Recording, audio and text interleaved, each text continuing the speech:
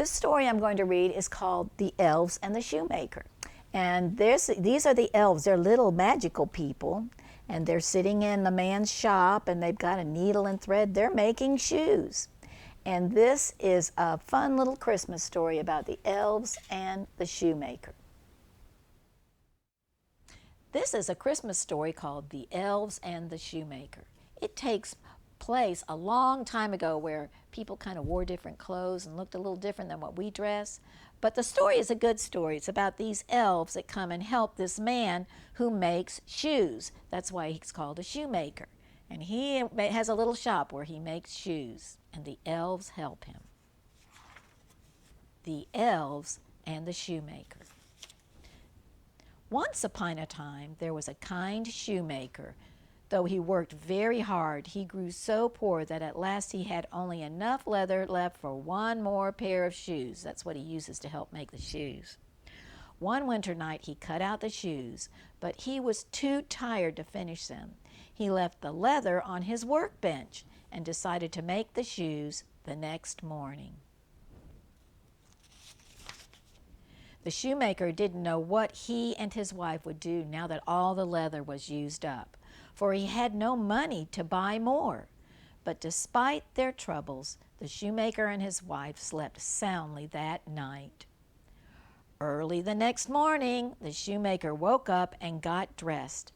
He went into his shop to make his last pair of shoes. He picked up his hammer and sat down at his workbench.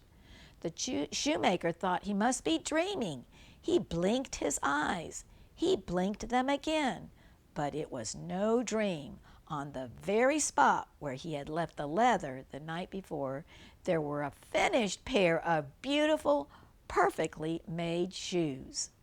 He called to his wife into the shop and showed her the shoes. She said, "They're splendid, but when did you make them?" "I didn't make them," said the shoemaker. "I just found them here." The shoemaker put the shoes in the window of his shop, hoping that someone would buy them. Soon the door swung open and a fine gentleman walked into the shop. "I must have those wonderful shoes," he said. "I've never seen any like them. The stitches are so small and delicate." The shoemaker sold the shoes to this gentleman, who paid a very high price for them. With the money, the shoemaker was able to buy enough leather for 2 more pairs of shoes. He had enough left over to buy a soup bone for dinner. That night, he cut out the leather, but he was very hungry and he could smell the soup his wife was cooking. "I'll make the shoes tomorrow," he said, and he went to eat his dinner. The next morning, he found 2 pairs of elegant shoes on his workbench. He showed them to his wife.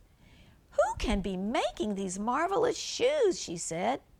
The shoemaker wondered too.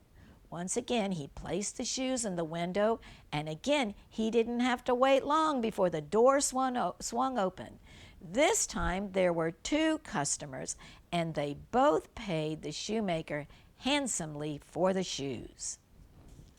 They're getting some new shoes there, aren't they? Now the shoemaker had enough money to buy leather for 4 pairs of shoes.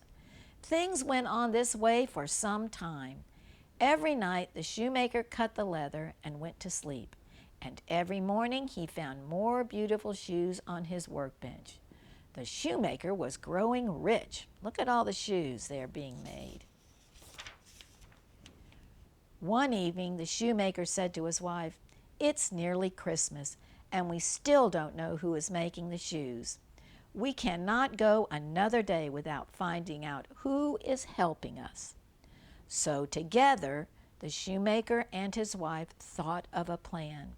Instead of going to sleep that night, they hid behind the curtain in the shop. At midnight, 2 tiny elves came into the room.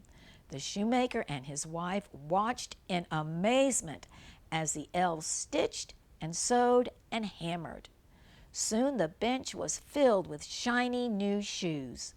The moment their work was finished, the elves vanished. That means they went away. They were gone. "It's astounding," gasped the shoemaker's wife. "It's miraculous," the shoemaker agreed. "We must do something for these tiny creatures who have been so kind to us." "Well," said his wife, "the poor things had no coats or hats or shoes on. They must get very cold at this time of year." So the shoemaker and his wife made 2 suits of clothing for the elves. The next night they laid the things that they had made on the table and once again hid behind the curtain. So there's hats and shoes for them and clothes. See what they see. Just at midnight, the elves came into the room. When they saw the clothes, they were overjoyed. They tried them on and found that they fit just right. The elves danced all around the room and sang a merry song. They do look happy, and don't they look handsome in their clothes? At last the elves danced out the door, never to return.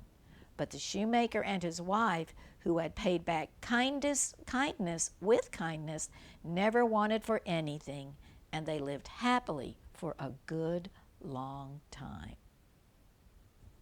The end. The Elves and the Shoemaker.